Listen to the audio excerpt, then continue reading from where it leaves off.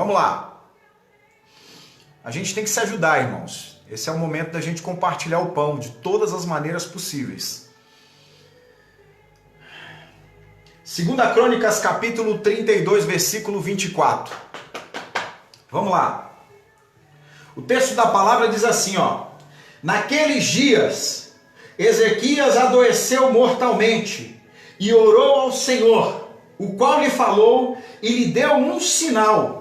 Mas não correspondeu Ezequias ao benefício que lhe fora feito, porque o seu coração se exaltou. Por isso veio grande ira sobre ele e sobre Judá e sobre Jerusalém.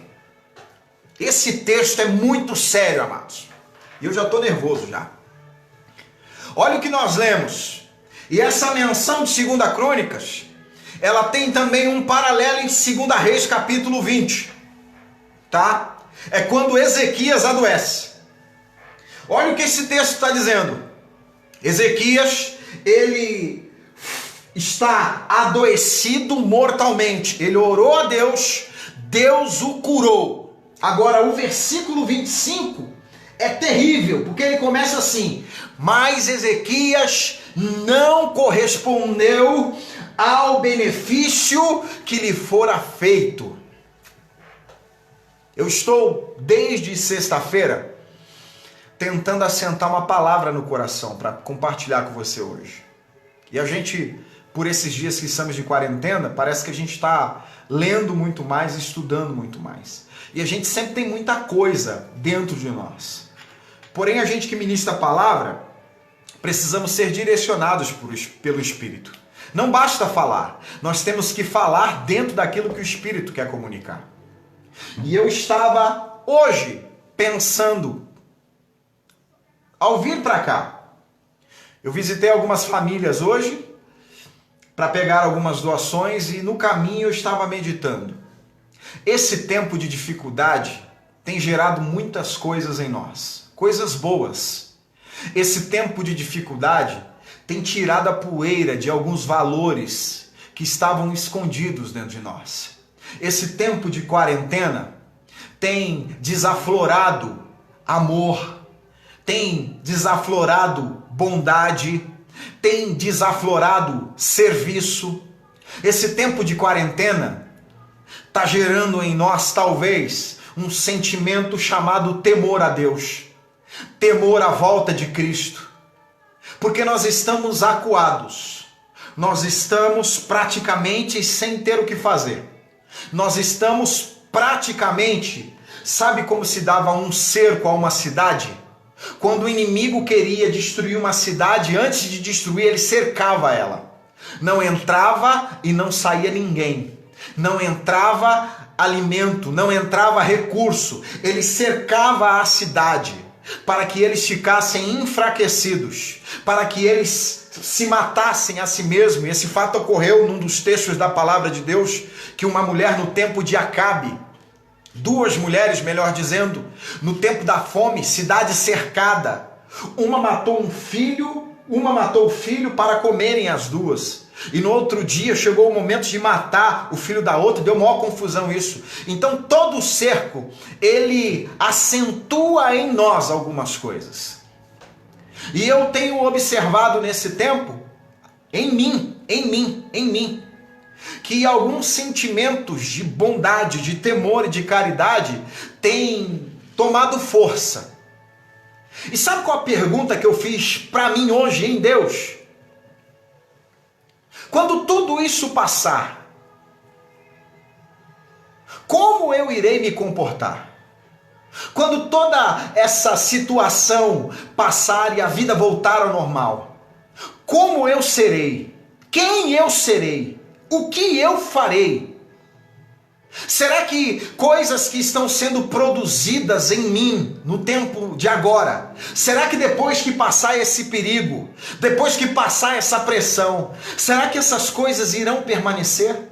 Que tipo de pai eu serei após a quarentena?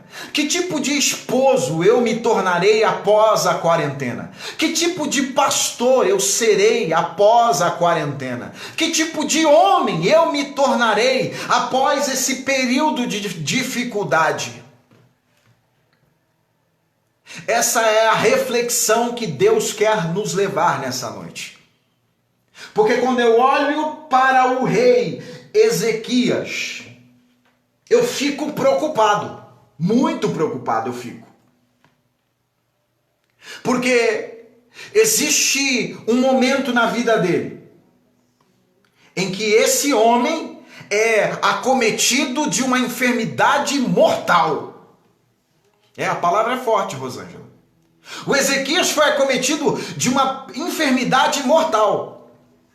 E quando ele foi acometido dessa enfermidade, lá em 2 Reis capítulo 20, o texto vai dizer que assim que ele fica sabendo que vai morrer, porque Deus fala a ele, organiza a tua casa, porque você vai morrer, cara. A Bíblia vai dizer que ele vira a cara para a parede, e ele começa a orar a Deus, e ele começa a fazer com que Deus se lembre das atitudes íntegras e retas que ele havia feito diante de Deus. E a Bíblia fala que ele começa a chorar muito, ele se humilha na presença do Senhor, porque ele está sentenciado. Ele chora na presença do Senhor, porque existe uma palavra que vai contra sentimentos de esperanças do Ezequias. Ele começa a entrar na presença de Deus com a cabeça baixa, com um coração voluntário. Percebe que o sentimento que rege Ezequias, enquanto ele está sentenciado à morte, é um.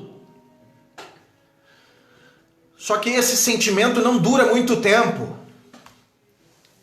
Esse sentimento, será que o sentimento que você tem hoje, de bondade, generosidade, o sentimento de temor a Deus, o sentimento de buscar mais a Deus, o sentimento de medo da volta de Cristo, será que esse sentimento vai sobreviver as festas da tua vida? Será que esse sentimento vai sobreviver à fartura da tua vida? Será que esse sentimento vai sobreviver quando o verão da tua vida chegar? Te faço essas perguntas porque são perguntas que eu fiz a mim também. Porque nós, seres humanos, somos tendenciosos demais a ter um coração ingrato a quem nós vemos, a quem nós enxergamos, quanto mais a Deus que nós não podemos ver. O Espírito Santo me constrangeu hoje. É uma palavra de autoanálise. Você precisa se perceber quem você está se tornando por causa de tudo isso. Quantas vezes você teve medo nesses dias de morrer? Quantas vezes nesse tempo você teve medo de ficar desempregado, de passar fome, e você correu para os pés do Senhor Jesus? Desculpa, hoje a palavra é para quem tem couro grosso. Quantas vezes nesse tempo você dobrou os seus joelhos em horas totalmente atípicas para falar com Deus, porque a pressão estava grande dentro de você? O quanto você se aproximou de Deus nesse tempo, porque você sentiu que a barra está pesada e você está preocupado com o teu futuro?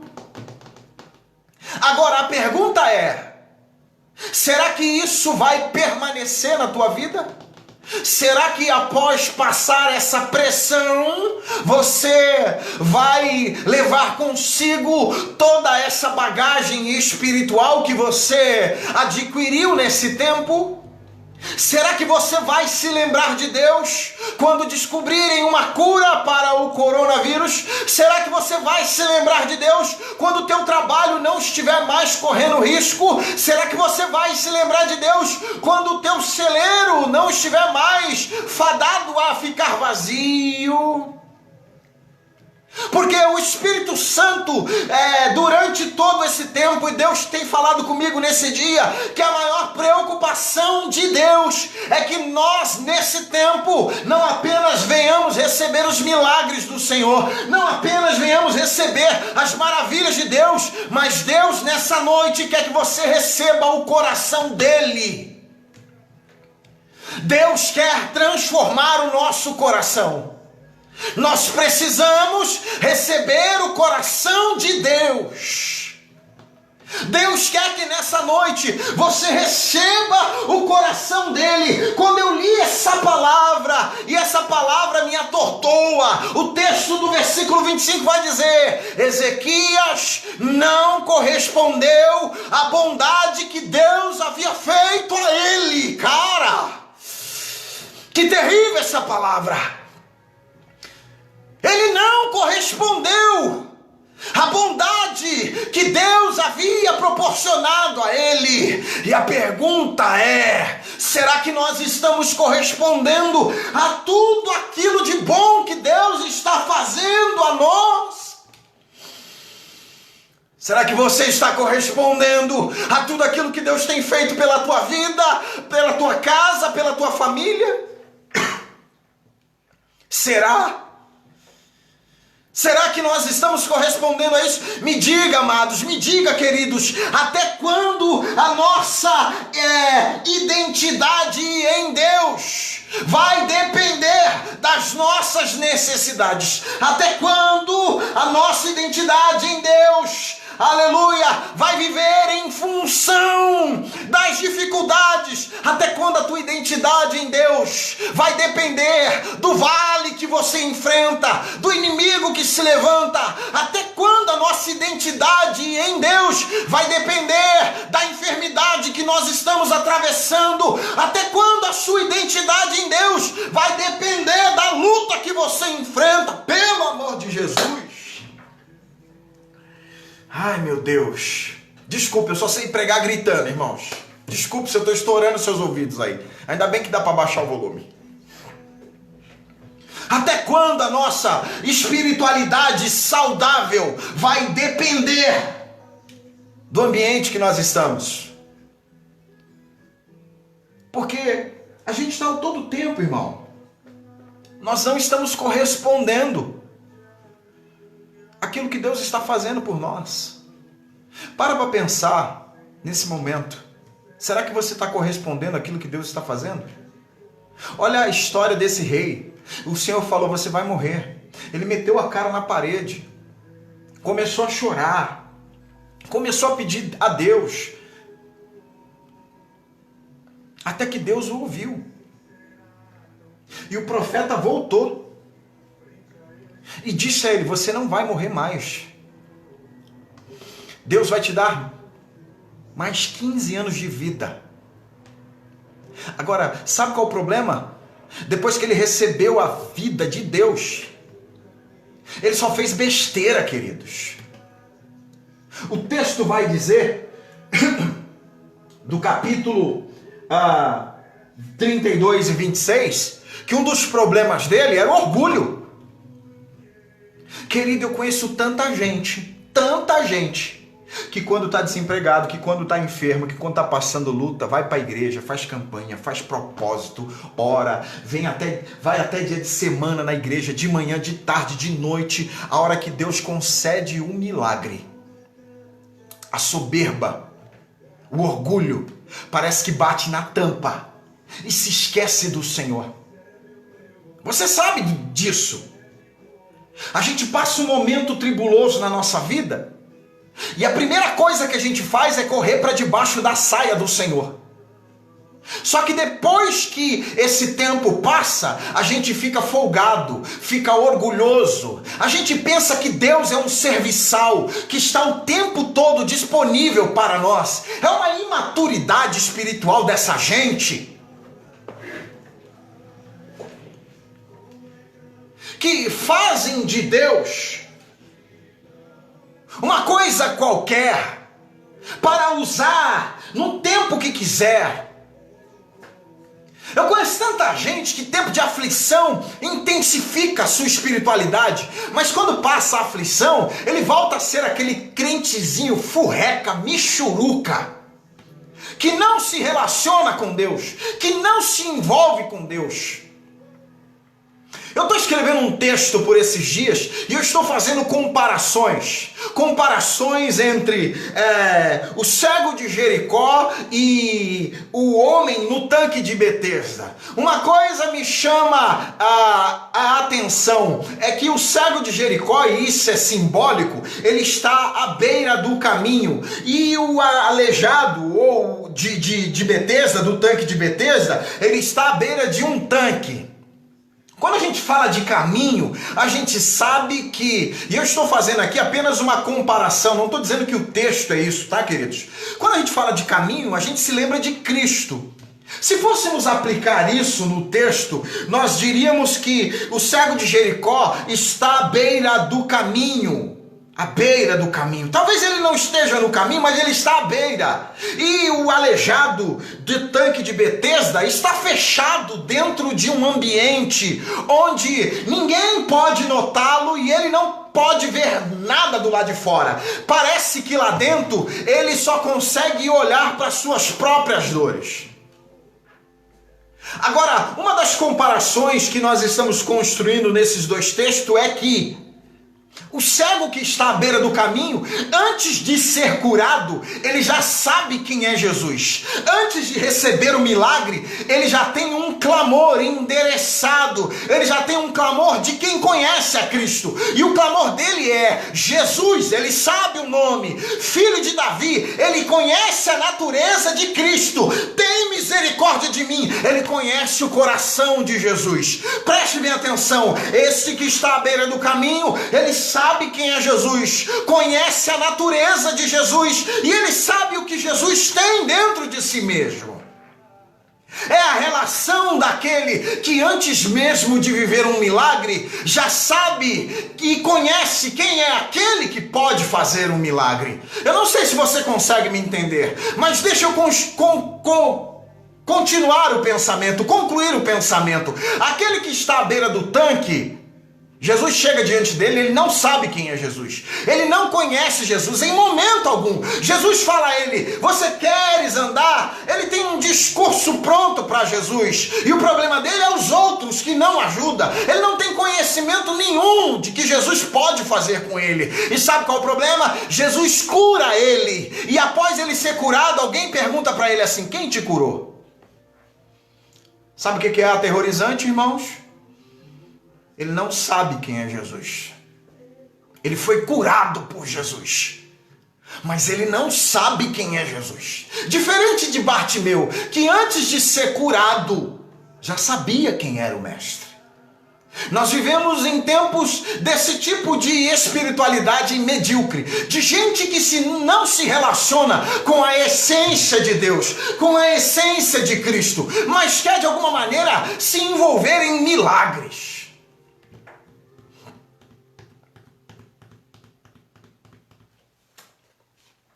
Desculpa. Se de alguma forma eu estou ferindo você. Mas é a palavra. O Ezequias está orgulhoso. O Ezequias não precisa mais de Deus.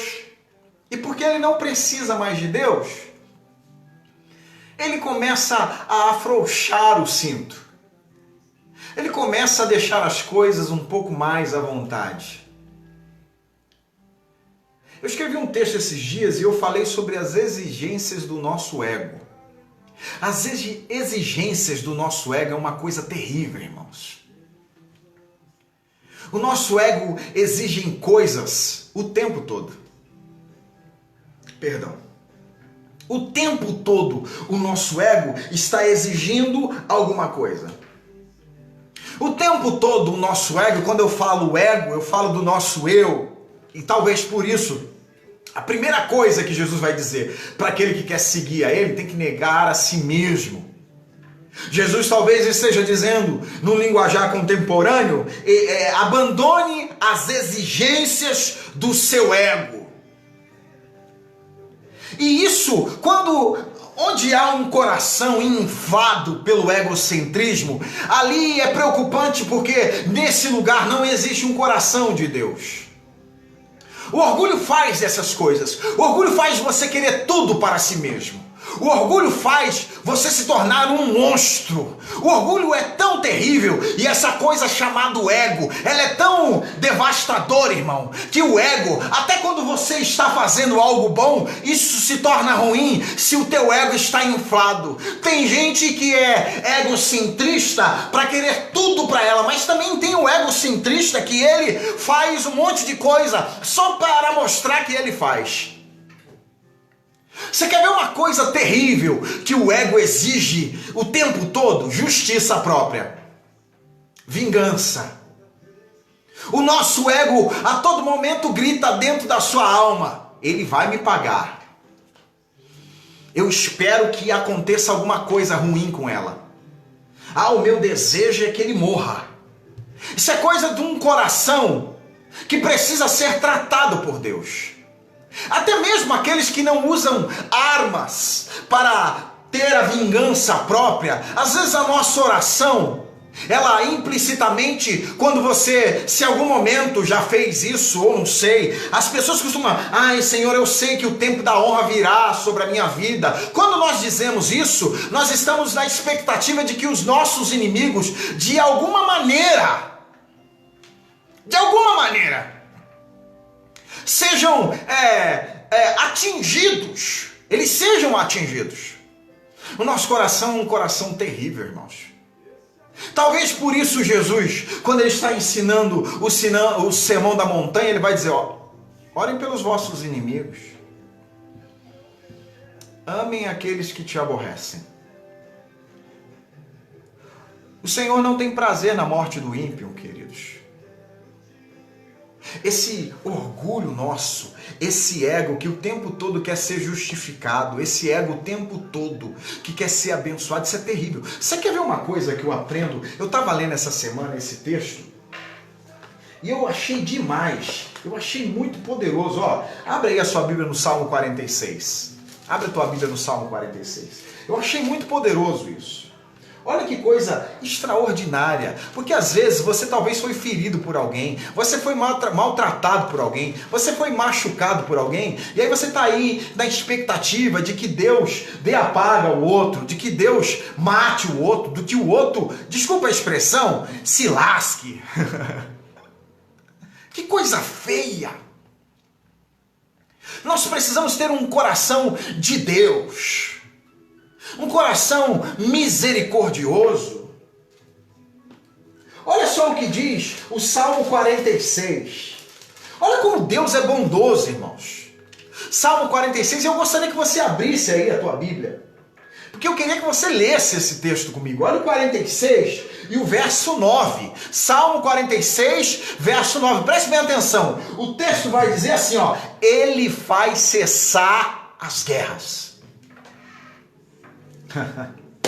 Eu acho demais isso. O texto está dizendo: Deus faz cessar as guerras. Mas você pensa que o texto vai dizer que Deus mata os inimigos?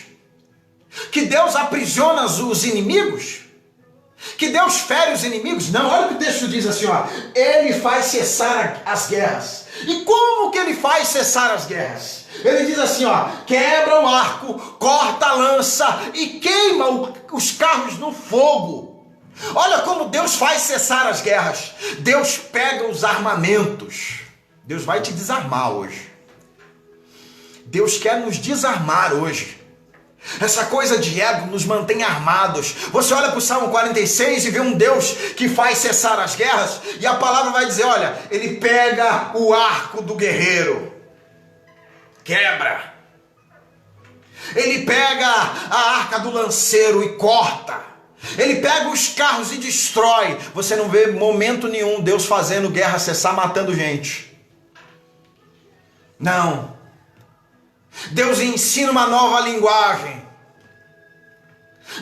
É como se Deus destruísse o armamento e falasse, olha, vocês não precisam de armas para se entender. Vocês não precisam de armas. Vocês não precisam de armas sanguinárias. O ego faz isso com a gente. O ego quer ver sangue, irmãos. O ego quer ver sangue. O ego quer ver gente caída. O ego quer ver gente sendo derrubada. Ah, me perseguiram na empresa. Ah, ele vai me pagar. O ego quer ver isso. Deus não. Deus, ele nos desarma. Nos desarma. Deus, ele traz a paz que excede entendimento. Deus não vence com armas. Deus não vence com fogo. Não, Deus nos desarma nessa noite. Esse ego que está dentro de nós, ele está atrapalhando a mim e a você. Aleluia. O ego nos atrapalha o tempo todo. Esse ego está nos atrapalhando de corresponder ao benefício que está nos sendo dado. Eu falei que hoje nós íamos apanhar. Deus vai lá, tira a arma do forte, tira a arma do fraco. Fala, não é assim que se resolve. Não é assim. Não é dessa maneira. Deus traz a paz sem derramar sangue. Deus traz a paz sem que seja necessário que alguém morra do teu lado ou que alguém passe pelo mesmo deserto que passou você. Isso é uma palavra, querido, de quem está disposto a negar a si mesmo. Esse orgulho carrega uma espiritualidade autoindulgente. Uma espiritualidade autoindulgente é o quê? É aquela espiritualidade que fica o tempo todo buscando desculpas e justificativas para permanecer dentro do erro. Esse orgulho faz isso conosco. Essa espiritualidade que o tempo todo chega diante de Deus com desculpas e justificativas para permanecer dentro do erro. Ah, eu errei porque fizeram isso. Ah, eu errei porque eu sou um fraco. A pergunta é, até quando, irmão, nós vamos arrumar desculpas para não andarmos dentro de uma espiritualidade saudável? Esse orgulho faz isso conosco, porque o orgulho mascara quem verdadeiramente você é. Esse ego mascara a podridão da tua alma. Eu vou falar, não quero nem saber.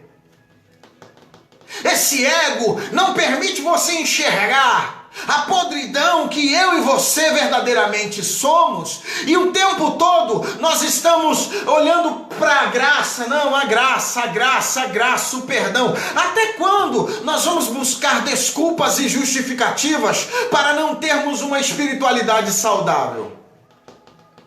Não precisa ir longe, querido. Eu olhei para mim diante dessa palavra. E se você olhar para dentro de você, você vai perceber que existem justificativas o tempo todo. Que existem desculpas o tempo todo. Desculpa para não amar. Vamos falar do fruto do Espírito? A gente tem desculpa para não ter alegria. A gente tem desculpa para não ter domínio próprio. A gente tem desculpa para não amar o próximo. A gente tem desculpa para não ser bondoso. A gente tem desculpa para não ser longânimo. A gente tem desculpa para não ser manso. Ah, meu Deus! Espiritualidade indulgente. Fica o tempo todo se justificando, contando mentira para si mesmo. Esse ego faz isso, inflama isso. A gente tem dificuldade de tomar a estrada que nos leva para o Calvário. Quantos aqui estão servindo a Deus para morrer? Quem aqui está servindo a Deus para morrer? Quem entrou aqui no caminho do Senhor Jesus para morrer? Porque é isso que a palavra me ensina. Tem que morrer com Ele. E morrer não é a condição física. A gente não entra no caminho para morrer. A gente entra no caminho para ter uma boa família. Eu vou falar. A gente entra no caminho para ter um bom emprego. A gente entra no caminho para ser bem sucedido. A gente entra no caminho para ser abençoado. Entra no caminho para ter saúde. Ninguém entra no caminho para ir em direção ao Calvário, que sabe que está carregando a cruz e que sabe que a qualquer momento vai ter que ser crucificado com Ele. Qual é o evangelho que nós estamos vivendo? Qual é o evangelho? Qual estrada que você decidiu entrar? Aonde essa estrada vai te levar? Ah, queridos, esse caminho vai nos levar ao Calvário. Esse caminho vai te levar ao Calvário. Esse caminho vai consumir os nossos desejos humanos. Quando não, sabe qual é o nosso problema? A gente até mata o velho homem. O velho homem às vezes até morre, mas sabe o que a gente faz? A gente coloca ele no formol das nossas lembranças antigas. A gente coloca ele no formol dos nossos desejos interiores. A gente mata o velho homem, mas tem dificuldade de enterrá-lo. Não enterra, porque o velho homem está cheio de lembranças. O velho homem ainda está cheio de desejos. E nós temos desejos de estimação que a gente não larga, que a gente não abandona. Tá lá o velho homem guardado no armário da tua vida. Tá lá você conservando ele à tua maneira. Jesus entrou, matou ele, mas você não sepulta. Eu sinto Deus nos alinhando nessa noite. Eu sinto Deus me alinhando, irmãos. A gente entra nesse caminho e a nossa expectativa dentro desse caminho é que Deus vai nos colocar numa plateia, é que Deus vai nos honrar. Fala pra mim, quem aqui é digno de honra, cara? Quem aqui... Eu não mereço ser honrado nem por vocês, quanto mais por Deus, que sabe das minhas podridões. Quem aqui entra dentro desse caminho na expectativa de receber alguma coisa? Não. Esse caminho vai te levar para o Calvário. Esse caminho vai te levar para a crucificação. Esse caminho vai te levar a você negar a si mesmo. Esse caminho vai te matar. É como se Jesus dissesse: eu sou o caminho, a verdade. Jesus está dizendo: ó, comigo não tem mentira, comigo não tem desculpa, comigo não tem justificativa. E aí Jesus vai dizer: eu sou a vida. Sabe que vida é essa? Aquele que quiser encontrar a sua própria vida precisa perdê-la primeiro. Esse caminho não vai te levar à honra, cara. Esse caminho não vai te levar à fama. Esse caminho não vai te livrar da dor. Não vai te livrar da dor. O caminho não te livra da dor.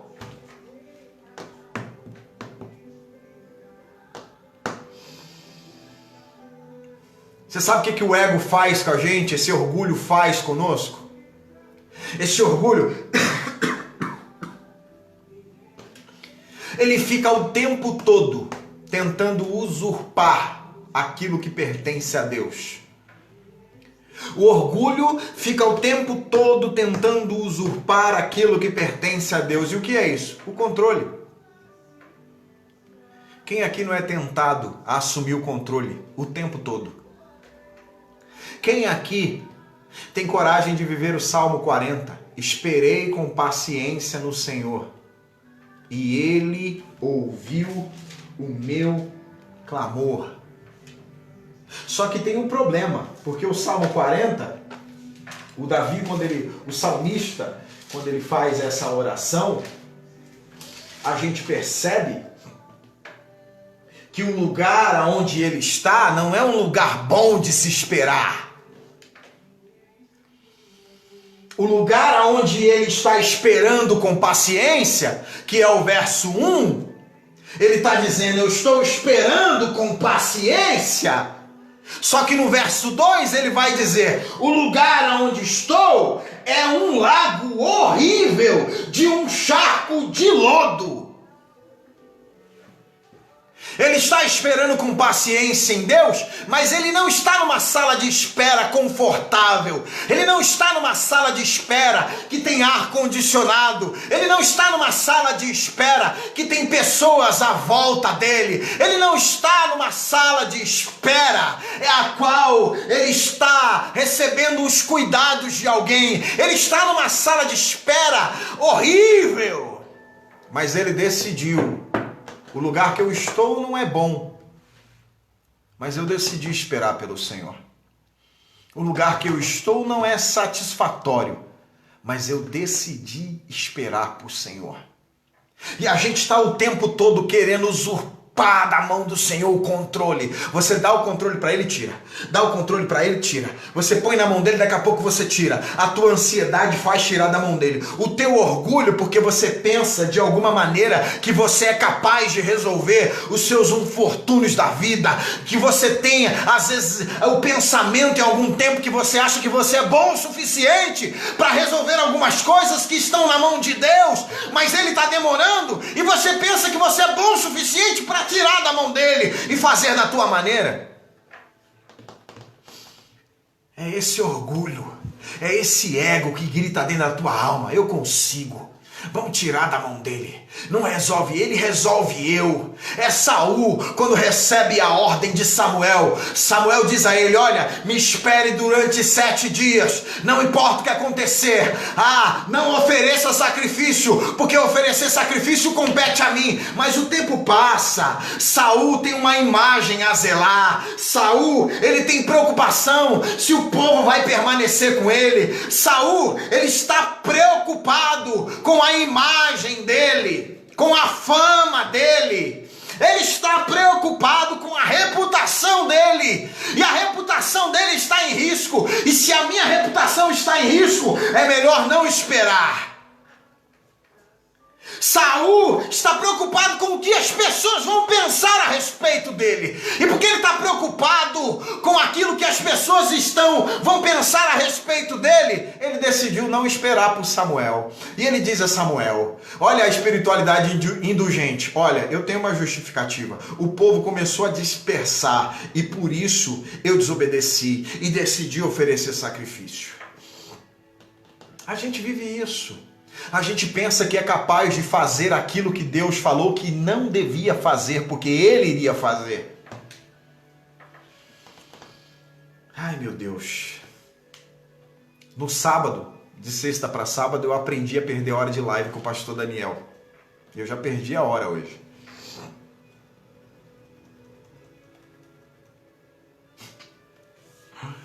Mas vamos aqui mais um pouquinho. Vamos aqui mais um pouquinho.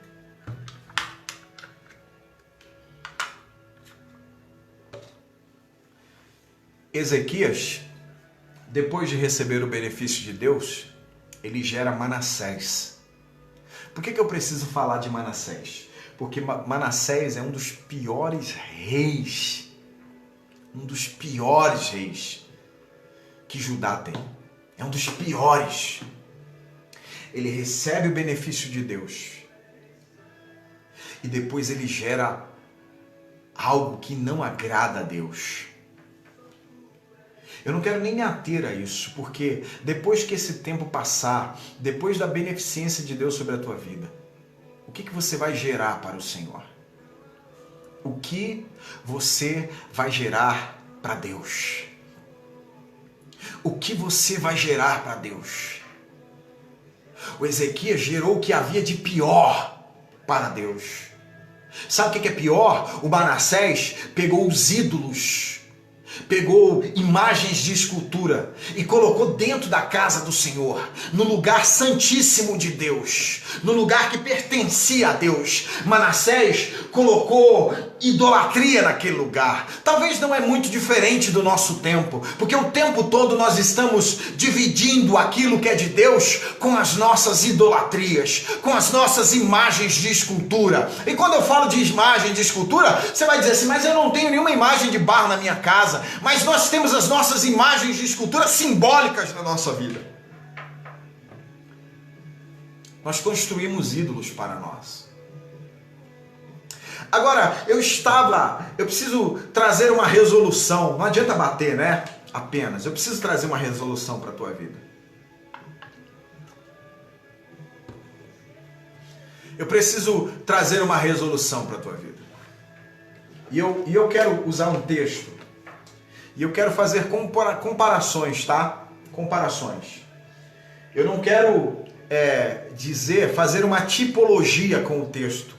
dizer que o texto significa o que eu vou falar. Não. Eu quero pegar um raciocínio dentro do texto e dentro desse raciocínio trabalhar uma ideia com você. Abra a tua Bíblia no livro do Êxodo.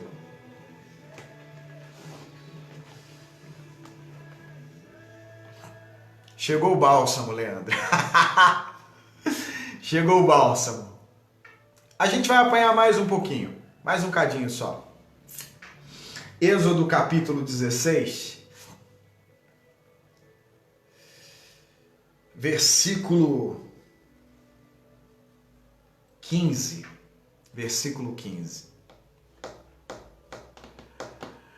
16 de Êxodo, versículo 15. Não é tipologia, irmãos. Eu quero pegar uma ideia dentro do texto e comparar comigo e com você. Olha o que diz esse texto. E vendo-a os filhos de Israel. Vamos pegar o 14. 16, 14. E quando o orvalho se levantou, eis que sobre a face do deserto estava uma coisa miúda.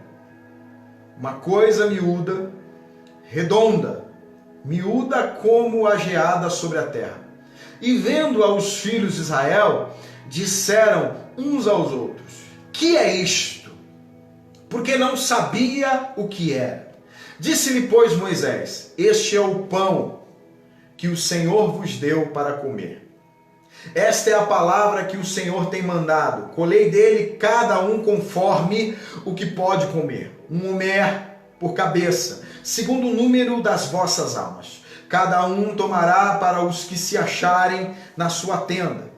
E os filhos de Israel fizeram assim, e colheram uns mais e outros menos. Porém, medindo com um homer, não sobejava ao que colhera muito, nem faltava ao que colhera pouco.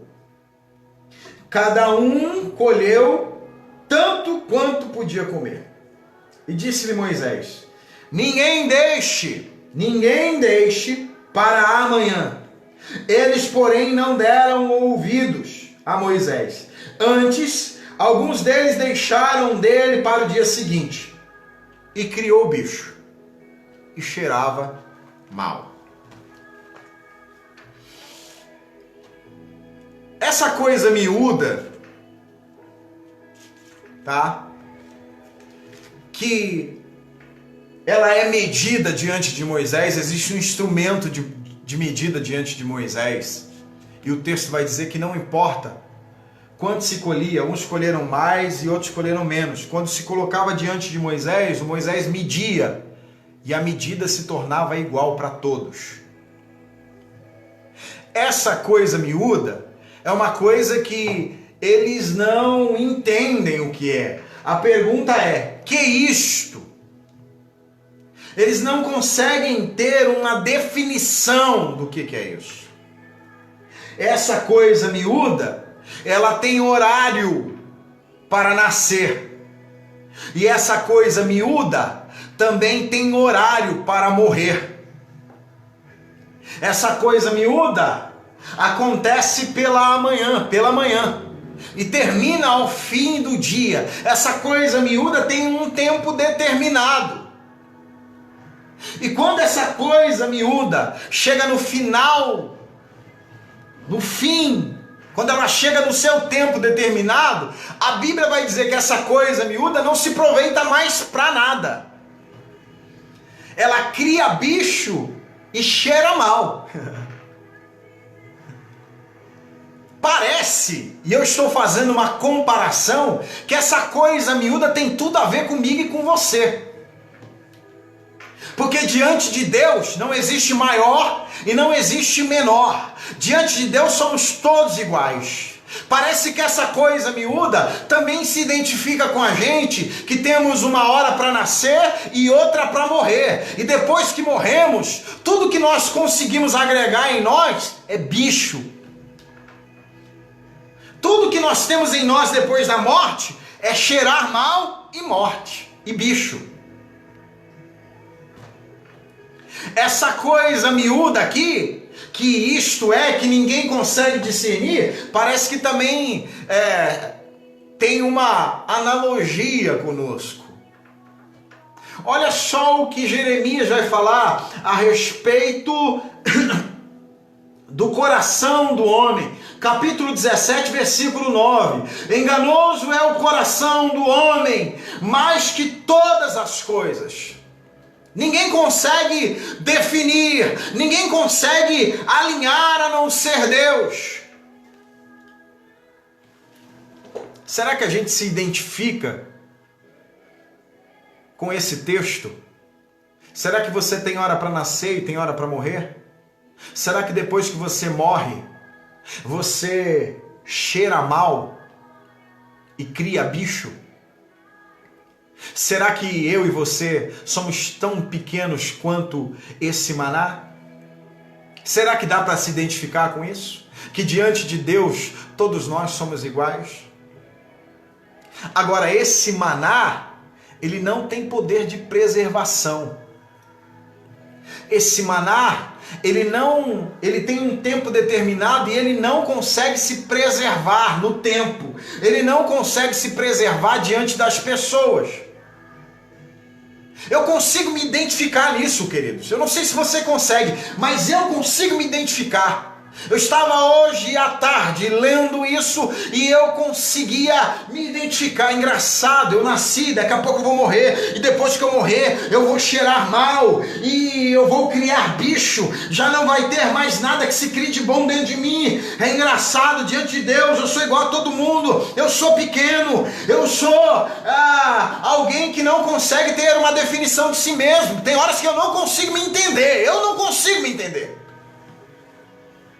porque meu coração é enganoso. Eu não consigo ter compreensão de mim mesmo, a não ser a partir de Cristo.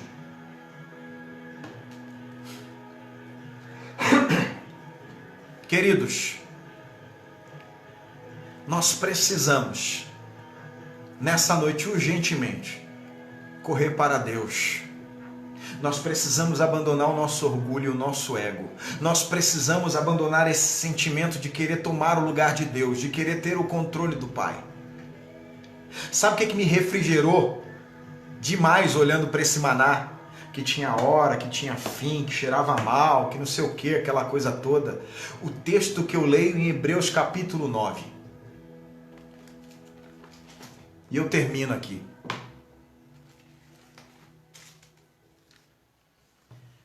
Porque existe uma solução para o maná. E existe uma solução para mim e para você também. Isso é simbólico, tá, irmãos? Isso é uma comparação. Porque eu me identifiquei com isso. Olha o que vai dizer Hebreus capítulo 9. Versículo 4. Hebreus capítulo 9. Versículo 4. Vou ler o 3 e o 4 para você compreender o texto. Mas depois do segundo véu estava o tabernáculo, que se chama o Santo dos Santos, que tinha um incensário de ouro e a arca da aliança, coberta de ouro toda em redor. E dentro dela, em que estava um vaso de ouro, que continha o maná, e a vara de Arão, que tinha florescido. Deixa eu te falar uma coisa.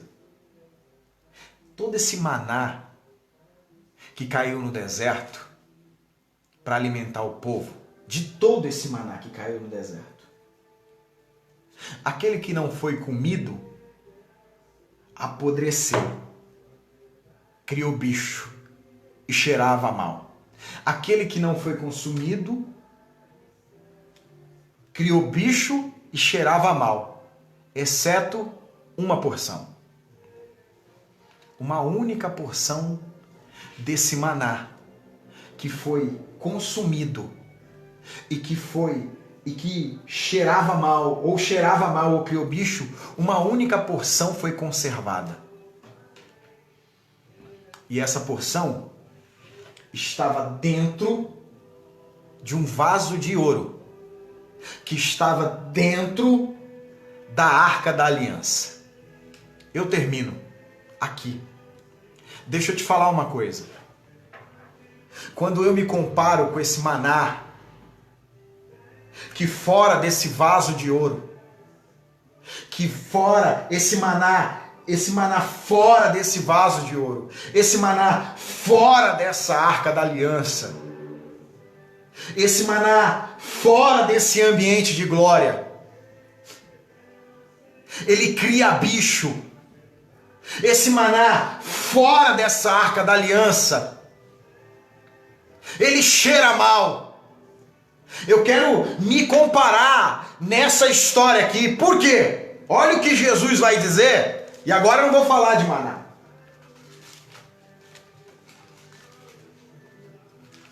Evangelho de João. Eu não sei se está difícil aí para você entender isso. João capítulo 17.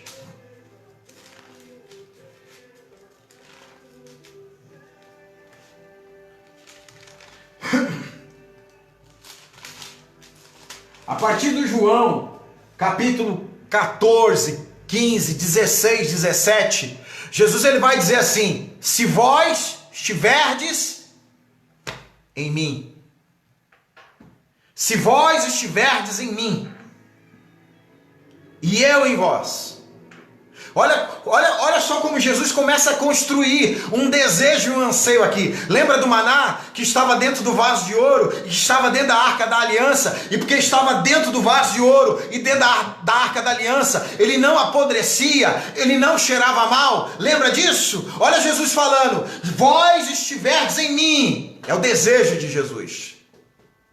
Ele vai discorrer isso em João capítulo 14, 15, 16, 17.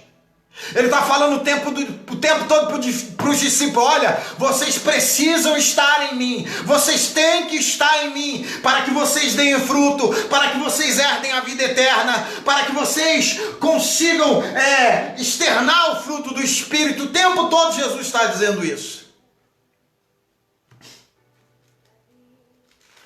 Aí ele vai dizer assim no 17, a oração que ele faz, inclusive para mim e para você. Capítulo 17, Jesus está orando por mim e por você, do 20 em diante. E não rogo somente por esses quem? Os discípulos, mas também por aqueles que pela tua palavra hão de crer em mim. Jesus estava lembrando de mim e de você, para que todos sejam um. Todos sejam um. Como tu, ó Pai, és em mim e eu em ti, que também eles sejam um em nós. Ai, meu Deus, para que eles sejam um em nós, para que o mundo creia que tu me enviaste. E eu dei-lhes a glória que a mim me deste, para que sejam um, como nós somos um. Eu neles, tu em mim, para que eles sejam perfeitos, em unidade, para que o mundo conheça que tu me enviaste e que os tenha amados. Queridos, se eu e você, quando eu olho para o vaso e quando eu olho para a arca, lá o maná dentro do vaso de ouro, o maná dentro da arca, eu me vejo. Eu me vejo. Não é tipologia, querido, pelo amor de Deus, mas eu consigo me enxergar. Eu em Jesus. E Jesus no Pai. Eu em Jesus não cheiro mal. Eu em Jesus não apodreço. Eu em Jesus não crio bicho, porque Jesus está no Pai. Ai, meu Deus, que loucura é essa, bispo? É louco isso, mas tem um maná que está no deserto, que está apodrecendo. É loucura sim. Tem um maná que está no deserto, que está criando um bicho. Tem um maná que está no deserto, que está sendo consumido. Tem um maná que está no deserto, que está cheirando mal. Mas existe também um maná que está no deserto, que está dentro do vaso de ouro, que está dentro da arca da aliança, que está sendo preservado, que não cria bicho, que não cheira mal, que não apodrece. Deixa eu me olhar, porque eu estou no deserto, mas eu estou dentro do Senhor Jesus, e Ele está no Pai, e nós somos um, e eu não vou cheirar mal, e eu não vou criar bicho, ah, meu Deus, e eu não vou apodrecer.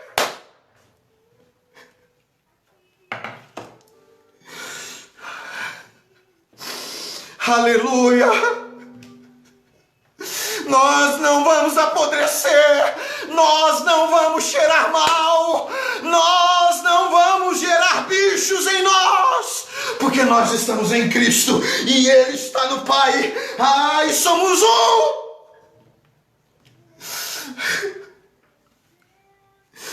Recebe essa palavra profética, meu querido. Você precisa estar em Jesus. Você precisa estar nele, porque estar nele vai te preservar, porque estar nele vai fazer com que você não apodreça, porque está nele. Aleluia! Estando nele você não cria bicho. Estando nele você não cheira mal. Não importa se está no deserto, não importa se lá fora existem aqueles que estão sendo consumidos. Ei! Entra nele. Estar nele. Nele não existe sentenças. Nele. A gente precisa sair dessa espiritualidade da superficialidade, queridos. Você precisa entrar em Jesus hoje, porque Ele está no Pai. E quando você entrar nele, quando você estiver nele, você vai ver como a vida vai fazer sentido para você. Ser cristão, querido, é muito mais do que frequentar uma igreja. Ser cristão é muito mais do que ouvir uma palavra. Ser cristão é muito mais do que fazer obras de caridade. Ser cristão é se parecer acima de tudo com Cristo. Ser cristão é seguir as pegadas do Mestre. Ser cristão é honrar a Deus, amar a Deus e obedecê-lo. Ser cristão é isso aí, Leandro, carregar o DNA de Cristo em nós. Ser cristão não é você suprir a sua necessidade do sagrado. Ser cristão não é você suprir a sua necessidade do sagrado, é mais do que isso.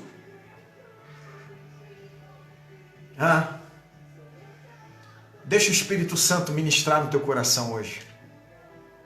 Vamos entrar no vaso de ouro, porque o vaso de ouro está dentro da arca da aliança. E ao lado do vaso de ouro tem a lei, a palavra. E ao lado do vaso de ouro tem a vara de Arão, que floresceu. Quando fala de vara de Arão, fala de sacerdócio. Deixa Deus ministrar a tua alma. Amém. Eu espero que você entenda essa palavra dessa noite. A pergunta que tem que ficar na nossa alma hoje. A pergunta que tem que ficar dentro de mim e dentro de você. Será que quando tudo isso passar, nós vamos corresponder a todo o benefício que Deus está fazendo por nós? Será? Será que você está correspondendo a tudo aquilo que Deus tem feito pela tua vida? Por tua casa? Por tua família? Essa é a pergunta da noite. Meu Deus, eu fiquei doido hoje.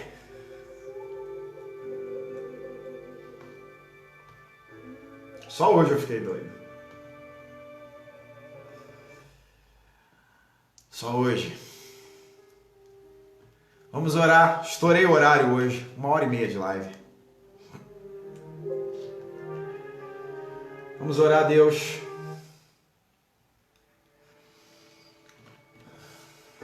Vamos orar como igreja. Pedir a misericórdia do Senhor nessa noite para a nossa vida. Obrigado por você ter passado todo esse tempo conosco aqui.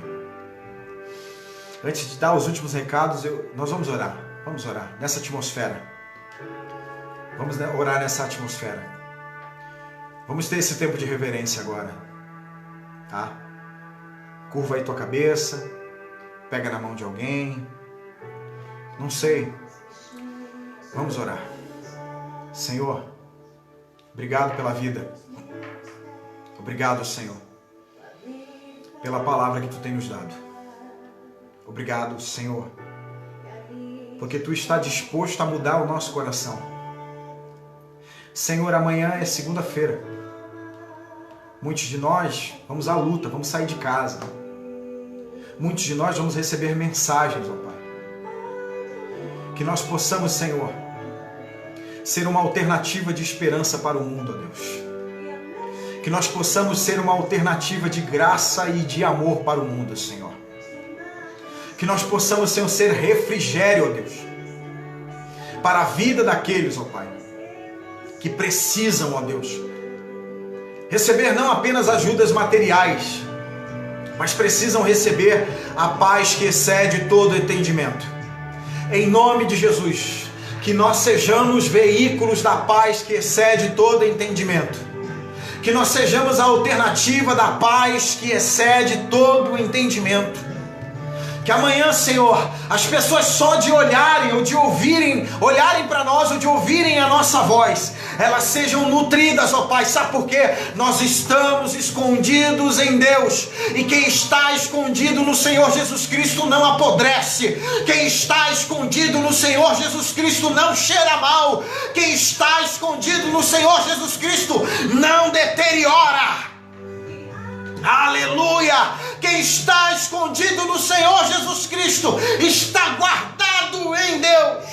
Em nome de Jesus, ó Pai, dá-nos essa graça, dá-nos esse poder, dá-nos essa unção, muda o nosso coração nessa noite, abençoa todos os seus filhos, prospera-os, ó Pai. Deus, nós temos recebido notícias que nesse tempo de caos, os seus filhos estão prosperando, os seus filhos estão crescendo. Continua, ó Pai, que essa graça continue sobre a nossa vida, em nome de Jesus. Em nome de Jesus. Amém, povo? Ah, meu Deus. Deus abençoe sua vida. Deus abençoe sua casa. Se você ainda não compartilhou a mensagem, ó, nós temos 70 pessoas nos assistindo nesse momento. Compartilhe a mensagem aí. Seja veículo, seja canal de bênção na vida de alguém. Amém? Não seja abençoado sozinho. Compartilhe com os outros. Tá? Compartilha essa mensagem aí. Agora que terminou a live, vai lá, compartilha a mensagem, deixe ela por 24 horas na tua timeline. Depois você pode tirar, porque às vezes o pessoal comenta muito, você recebe muita notificação, eu sei disso. Mas vai lá, desliga, desativa as notificações, tá bom? Mas seja um canal de bênção na vida de alguém, tá? Lembre-se, você está escondido nele, e quem está escondido nele não apodrece. Quem está escondido nele não cheira mal. Quem está escondido nele não deteriora. Nós vamos dar uma resposta para o céu, diante de tudo aquilo que Deus tem feito em nossa vida. Amém? Você que está inclinado a fazer doações, nos procure. Me chama no WhatsApp, tá? Se você quiser encontrar o meu WhatsApp, lá no Instagram tem o meu número. Aí no Facebook também tem o meu número. Se você ainda não se inscreveu, lá no canal do YouTube da nossa comunidade, vai lá, se inscreva. Comunidade Rocha de Refúgio. Eu deixei o link aí, tá? Se você também precisar de socorro, você que precisa de cesta básica, você que está precisando de alimento, a nossa comunidade está se movendo para te ajudar. Mas só peça se precisar, de verdade. Tá bom? Deus abençoe sua vida, Deus abençoe sua casa, Deus abençoe sua família. Que o Senhor te abençoe e te guarde. Que o Senhor faça resplandecer o seu rosto sobre ti, que as misericórdias do Senhor permaneçam sobre a tua vida, sobre a tua casa e sobre a tua família. Que a graça do nosso Senhor Jesus Cristo, as duas consolações do Espírito Santo, o grande amor do Pai, seja com todos nós, não só hoje, mas para todo sempre. Amém. Terça-feira tem live das meninas, eu, a Bispa e a Bel. Na quinta, Pastor Iratã. Minha esposa acabou de lançar um número do WhatsApp aí. Você que quer fazer doações, ou você que está precisando de alguma coisa, chama a gente no WhatsApp, a gente vai abençoar a sua vida. Ou melhor, a comunidade está abençoando a tua vida. Amém? Deus abençoe. Boa noite, bom descanso, se cuidem. Máscara, álcool em gel. Se cuidem. Amém? Deus abençoe vocês.